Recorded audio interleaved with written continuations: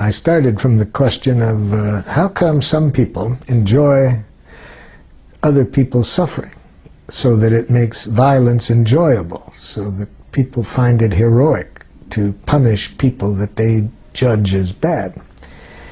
And then how come other people in the same society are just the opposite? They get their joy not in believing that there's bad people that need to be punished, but they get their joy in contributing to people's well-being.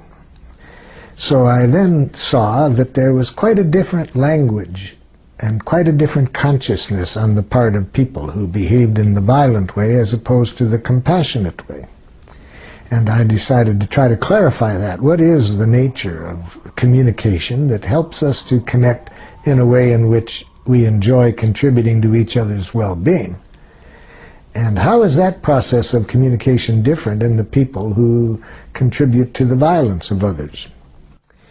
Then, after I developed nonviolent communication, which is the language and the power usage that I saw contributing to compassionate interaction, I then wondered, where the heck did we ever learn this other approach? So then I got interested in where did it all begin, where we learned a way of thinking and communicating that contributes to violence on our planet.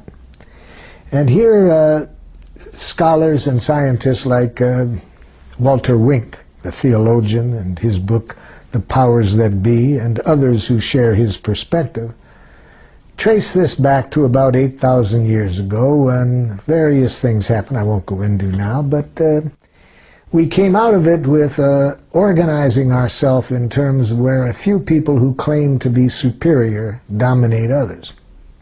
Sometimes they base their superiority claiming their family was born closer to God, and so they controlled on the basis of the divine rights of kings. But whatever it is, we started to live in cultures in which a few people claiming to be superior dominated others, and that requires a language of domination.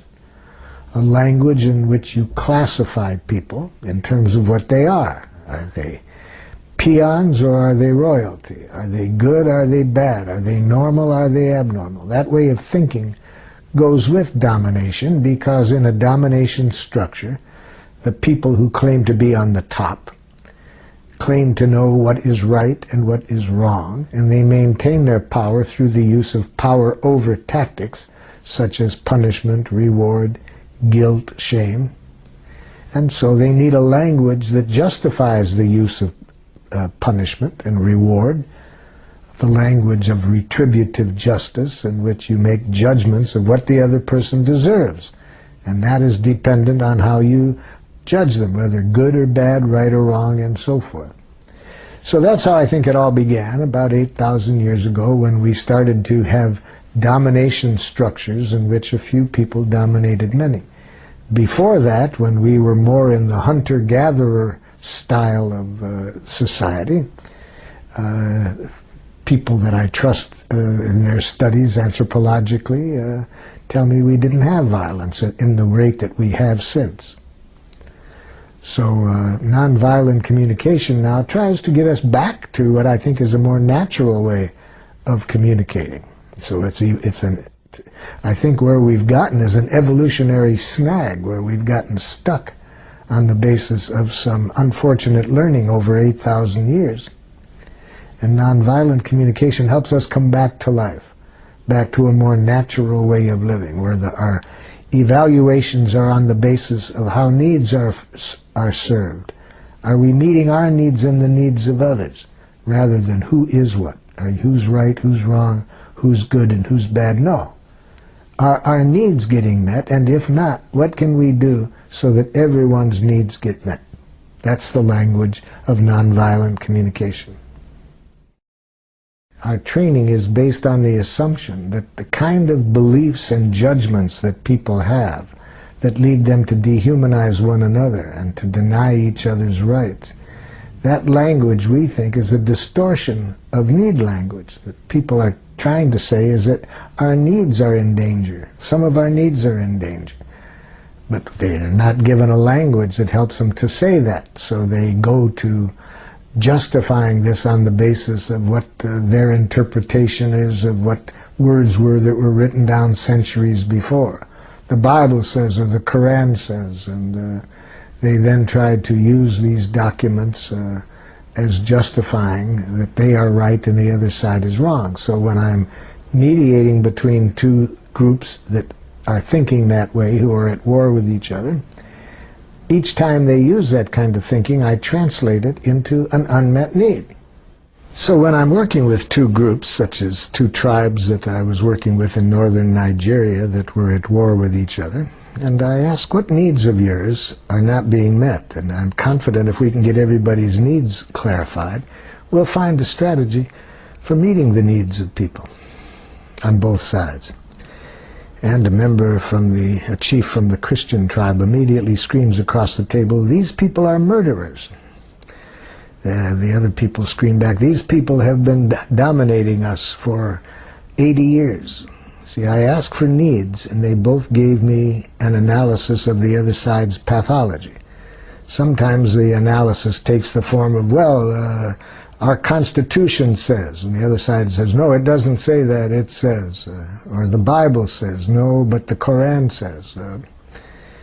So when I ask for needs, and they immediately go into these intellectual judgments that justifies their position, I translate that into what needs I hear being expressed through that.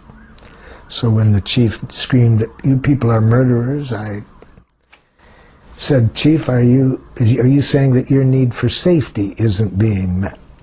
You see, so I hear the need behind his analysis. And if I guess wrong, he can help me, but I'm looking for needs. But I happen to guess right. That's not too hard to guess what the need might be. He said, "That's exactly what I'm saying." Okay. Then I try to get the other side to hear the need. So I said, "Would a chief on this side please tell me what you heard this chief said his needs were?" The chief on the other side of the table screamed across the table, "Then why did you kill my son?" You see, I had been told ahead of time that 3 people in the room knew that somebody who had killed a member of their family was in the group. So it's not easy, even when you get people to express the needs, it's not easy to see that in the other person when you have these enemy images. So I had to work hard to get the chief from the second side to just hear that. Just tell me, Chief, what do you hear him saying? He's saying he has a need for safety. Okay, just even that makes a big difference, you see. We're out of this intellectual analysis justifying position, and we're connecting at the level of human needs.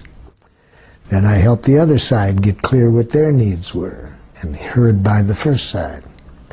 At that point, one of the chiefs that hadn't said anything jumped up and said, "If we know how to speak this way, we don't have to kill each other." You see, it didn't take long, even in this culture, for them to, this one chief at least, to see that if you can just talk about your needs and not into this analysis of who's right, who's wrong, we can solve anything.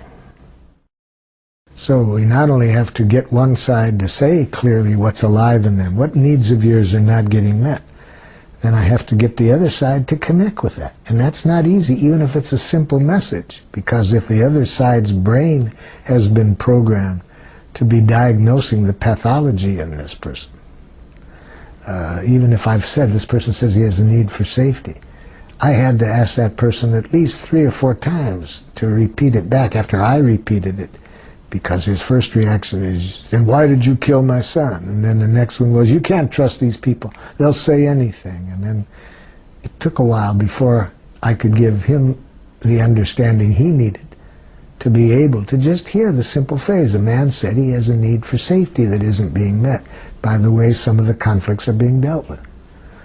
Whew, that took a lot of work just to get that far, but once I got there. So the empathy is the second party seeing this other person's humanness. And the way we see the humanness is by seeing the needs without these enemy images clouding that.